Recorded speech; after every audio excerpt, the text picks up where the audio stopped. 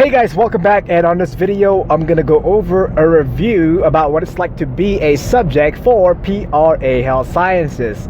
For those of you that are looking at this video, you more than likely know what that company is all about. But for those that are scratching their heads asking what is PRA Health Sciences all about, they are the research side of the healthcare industries. So there's the caring for people side, and there's the ones that are researching new drugs, procedures, medications, things of that sort, right? So we're going to go over what it's like from the phone screening to the physical screening, and what it's like to go through the whole process and the end game result. So my subject testing ended on February 19th, 2020, and I wanted to wait for at least 3 weeks to see if there's any kind of side effects that I would feel or anything out of the ordinary that might come up, so that way I can get this as accurate as I possibly can. I'm almost at my 3rd day washout. So the washout, what it means is that the amount of time for the things or thing to clear out your system. So here goes. So how it works out when you're doing your phone screening is they will call you, and if you can talk, great, and if you can't, then they will schedule out another time when you can have a conversation or call them back at your own convenience. So I find that pretty nifty. And once you go through the phone call, is the admitted range, I believe, is anywhere from 18 through 55. They will also ask you a couple things like if you use recreational drugs, if you smoke, if you use alcohol, things of that sort. So they want to have a controlled environment as far as what is in your body. So I get that too. And personally, what I have to have is no exercise or strenuous ones 4 days before being admitted, and for 3 weeks before I could not use supplements, not even vitamin D, no protein shakes, nothing of that sort. And that stuff kind of drove me a little bit crazy, but it is their game, and so you have to play along. And there's no sense trying to twist anything around, because they do have a breathalyzer that they have on site, and they will test your blood to make sure everything is on point before they do the actual testing. So be straightforward, be honest, and you'll go through the physical part of things. So now let's go over on the physical side of things. And I've read a whole bunch of reviews before actually getting into it, so I had an idea what to expect, but a lot of them were a bunch of whiny, bitchy people. And again, this is based off of my experience, yours might be different. So they give us an admitted time and day to be there, and they say to arrive early, which you do anyways if you're going into an appointment. You go in there, and I believe it was only like a half-hour wait before actually, going into the thing and getting a debrief. And what I mean by debriefing is they tell you all about the drug, what's been done to it, how it reacts to the human body, and how the whole procedure goes through from start to finish. So you are extremely well informed about what the whole thing is gonna be like before you even go on the actual test day, right? So that was pretty awesome. I've never really expected that, because I've had a whole bunch of negative information from the reviews on Google. So again, we go in there, we wait 30 minutes, we get admitted into the whole thing, we get debriefed, and after that they split you off. And what happens is that they test your height, they test your weight, they also draw your blood at that time, and a couple other things like hook you up onto an ECG or whatever those connections that they have all over your body. They will also ask you a couple things like, who you done did the dirty with, and when was the last time, really a whole bunch of personal questions. And again, be straight with it, because sometimes you cannot do the deed if you go through this thing for a certain time period. Be mindful of that, especially if you have a partner, because it can do something to, in case you have a kid or something that might get transferred. I don't know. It's like one of those things you want to be careful with. So after the whole thing, in my own personal experience, is they gave it like a week before they call you back saying yes or no, that your blood was good. Like they didn't find anything that was weird or out of the ordinary. So I failed the first time, and that kind of freaked me the heck out, because I'm like, well, I really wanted to be in this thing, and now it's not going to work. So they recommended to do a retest, and I went into it and did a retest. Keep in mind though, is you have to be fasting. In my experience, mine was 4 hours prior, and I like to eat, so that kind of sucked. Point being, the second time around being tested, the whole thing passed. I'm like, woohoo, yeah. So after going through the whole thing, I was excited. The whole thing went through, and now we're gonna go through what it's like being a test subject. So one of the things that I forgot to mention for you fuckers out there, and I mean, for those of you that like to do the sex, or you know what I'm saying, is to be mindful about like how you do it. Just because for those of you raw doggers out there, that's a big old no-no, especially for a certain period of time, and they will tell you how long it is. And so if you are gonna continue to have sexual intercourse, to be sure to double up one for her and him, and in some cases him for him or her for her. I don't know how you roll. You kind of get what I'm saying, just because some of the things that are in your body might not make a good baby. Like, shoot, I don't know, but there is a washout period of when that happens, of when you should be clear, if and when you are ready to make another one or start a family. I hope that part helps, fuckers. You're back on. Okay, you've gone through your phone screening, you passed that, and now you've gone through the physical screening and you passed that. It is now day one. On day one, they have you come in early, and the doors are still locked by that time. And what ends up happening is you call that number that is posted on the door. They let you in and you wait. I think we waited for at least a good hour or two for the rest of the staff to come in, so that way they can break us off into sections. You get called in a little bit at a time, I think like 2 or 3 people. And when it was finally my turn, because it took a while before they finally called me up, so they have you go into this room with 2 other subjects or whatever, and they ask you the exact same questions that they ask you during your physical exam.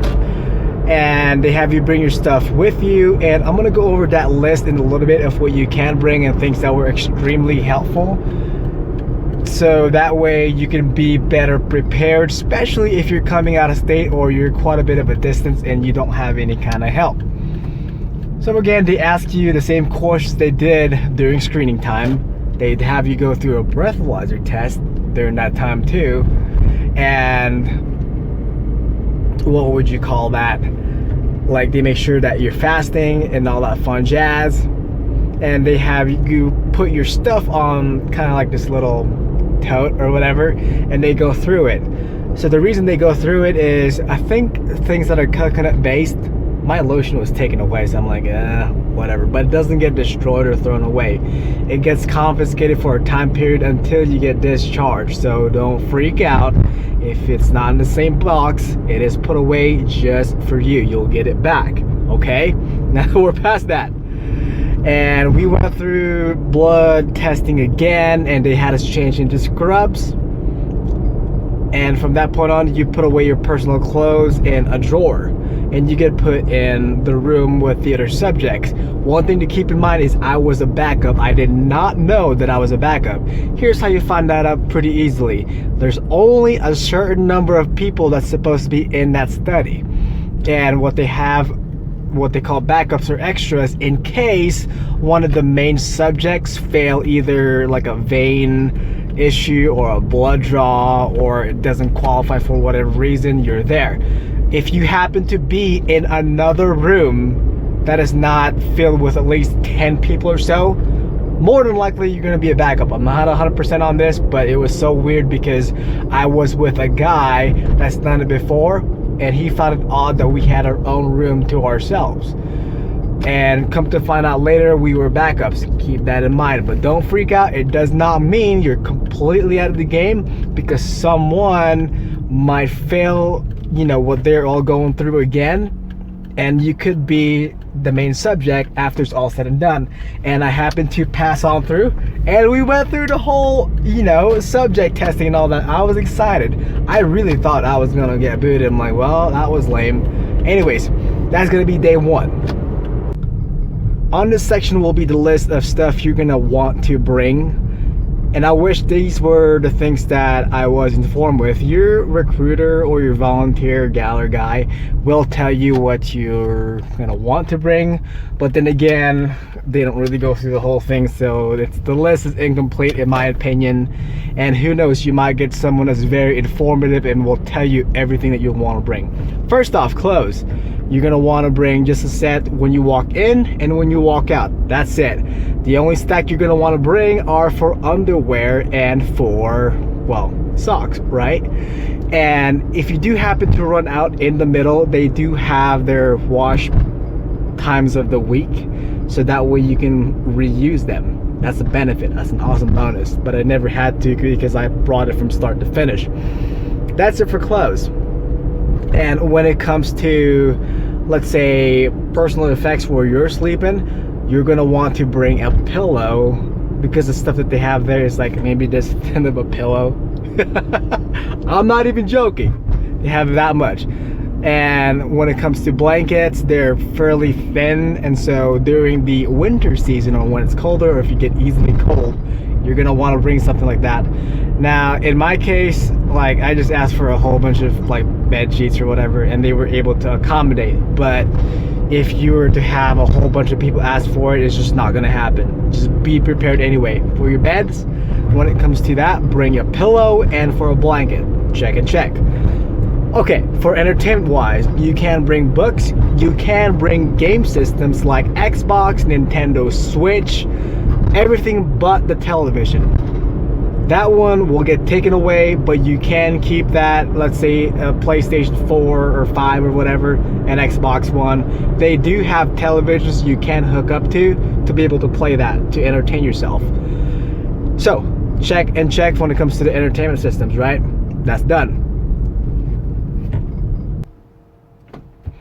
Also, part of the entertainment package you're gonna want, this is a must-have, it's gonna be either earbuds or headphones, because there will be those quiet times where you want to watch a video on your phone, tablet, or whatever, and you can't really have all that noise. So be in your own little space, listen to your music or whatever, put on your headphones or your earbuds.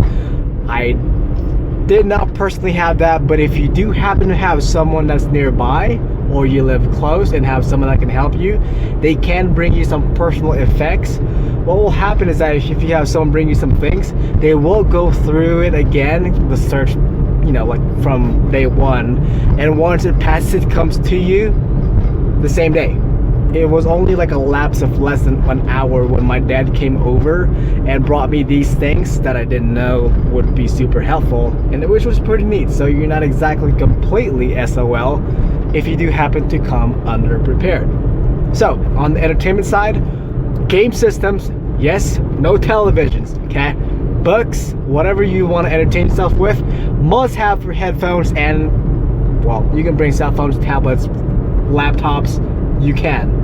Unless your screener says so, and I've never personally heard that. Again, this is based off the study that I went into. That checks those boxes right there. And, well, for bathroom effects, whatever you normally use. I mean, I don't think that really needs to be explained. So, we covered bases. And if I happen to miss something, be sure to leave it in the comments below, so that way we can add on to this in case something slips my mind, which happens every now and then. Let's move on. This was also included on day one. They will go through what they call like house rules, and these are the things that you can and cannot do. And let's just put it this way: if you become like overly disruptive, that causes issues for the staff or the other subject, you will get kicked out. So pretty much plain and simple, be civilized and be reasonable, and you're gonna be able to stay in it for the whole time. There's that. This is the way that our days went most of the time when it comes to, you know, in the middle of the whole study, is you're fasting for a certain period of time, and they go check your vitals, ECGs, all that fun jazz. It's always going to be something different. In our case, a lot of it was very repetitive, so you kind of already know what to expect. Your supine time, your blood pressure test, and all that fun jazz. Yeah, blood pressure test. So we go through all that, and then we get our breakfast, And depending on how it goes, you might have some blood draws and ECGs in between. It all totally varies. But in our experience, you have your breakfast, your lunch, your snack, then your dinner, then your snack again, and then you have a fasting time of when you're supposed to cut that off. And don't even try, as you have your breakfast, lunch, and dinner, don't even try to hide it, because if they do find anything like that, and people have done this in the past, not in my study case though, they have, based off of what I've been told, is when you hide food like that, you will get kicked out. Be extremely careful. And with that being said, is all the food, if you stay there for anything longer than a week, it does repeat back to day one, so it can get kind of lame. And in comparison to all the other, what do you say, subjects that have been there and have been other like blah, that has been in other studies, they say that the one here in Salt Lake has the best food and best atmosphere in comparison. And I can't really explain it because I've never been into the other study places, but based off of what they said, I'm gonna take their word for it. The whole thing is not completely indoors, and you will have an opportunity. This happened to us about 2-3 days after we were admitted, that we got the chance to go outside. Now, you can't do any kind of jumping jacks, running, anything crazy like that. But what you can do, and this is what we did, is on the grass part of the whole lot, we went in circles, kind of like get your steps in, or try to find some way to stay somewhat active. And this is optional. We had some guys that never went outside, but for a lot of us, it keeps our sanity. And it makes you appreciate the outside a whole lot more, because you've been inside that building for so long that it can drive you crazy. It works for some people, but for us, man, and you will create your own little group, so to speak. And, you know, just talk about life and talk about other things besides, you know, whatever's going on in there, to help keep your sanity. Because we had, I think, like a handful of people that just really kept it themselves, in a way, I guess that's how they are. But I don't know, like, I tried to kind of keep it that way just because I don't really know what to expect. But you'll make friends on there pretty darn quick, and some of these guys I've still been friends with even after we've been discharged for weeks on end now. So it is possible to make some friends on there, and it's definitely has been a good social time, because we had some Xbox system link that has happening like almost every night. We would get together and watch movies every night. We had a designated movie guy that was able to do these playbacks on his laptop or whatever, which was pretty freaking neat. And so yeah, you'll create your own little niche or your little group, which was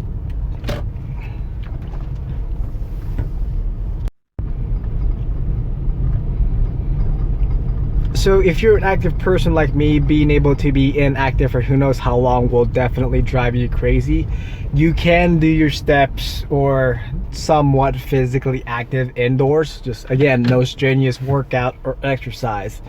And this happened at least like 2 or 3 days after we were admitted. We got the chance to go outside and go for a walk for anywhere between 5 to like 15 minutes. It depends on who takes you out.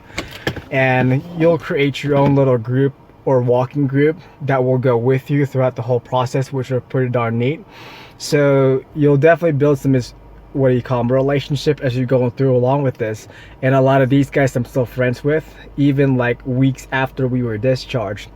So one of the things that I did is stretches and some very, very light exercise to keep myself somewhat sane. Because, well, some of us have to have that, while others are completely fine with complacency, and some of them never left their beds. I'm like, oh good lord, how can you even? But yeah, it's true though, they just stayed in their beds.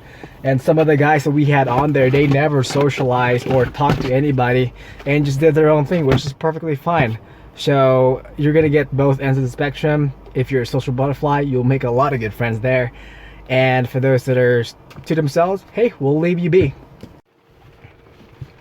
So a word of caution, is this something that I will be doing again in the future? I would actually say yes, and at the moment it would have been no.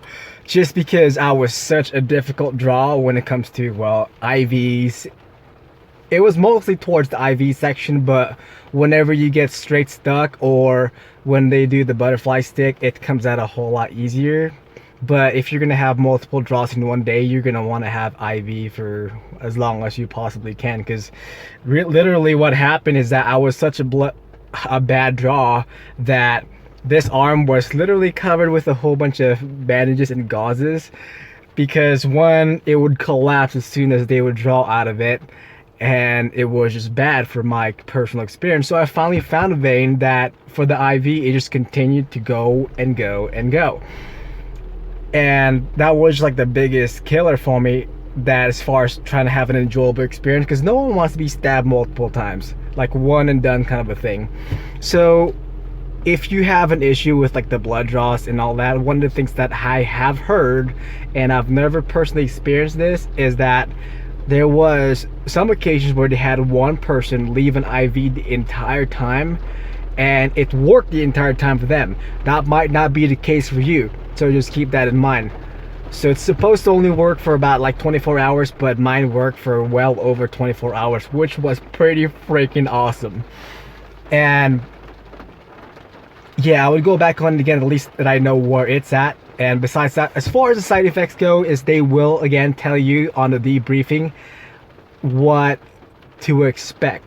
So the only thing that I did get as far as anything that's crazy was a headache that's going to be like a 3 or a 4 out of 10. That lasted for several hours until, you know, time passed by after dosing.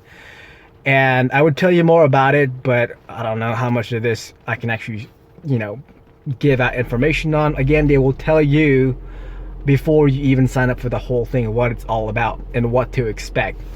And it's not going to be like a one size fits all. Let's say you're going to get something that's going to be introduced to your body by IV. They do measure those kinds of things based off of your body mass. So let's say a 200-pound person is going to get more than, you know, like a 120-pound gal or something along those lines. So it is based off of that. The whole thing, I would say, has been a very good experience. I want to give a shout out to, I forgot what was the gentleman's name. I think it was, hang on, it took me a second there, but the guy's name is Andrew. He is so freaking chill. He makes sure that you're like super comfortable, and he tries to give you recommendations of where to stick certain things, just because if you had it right here, it hurts really bad, especially for an IV, because when you bend it and when they try to get pressure out of it, it just really sucks. So he really knows what he's doing, and the majority of the guys and gals back there are very trained. They're knowledgeable. There has been a few cases where I'm kind of like, yeah, please don't touch me, but overall, like, you know, I just trusted them and it all turned out pretty good. So I hope that gives you a pretty good idea of what it's like to be able to join into one of those studies. And have yourself a great day. Thanks for watching.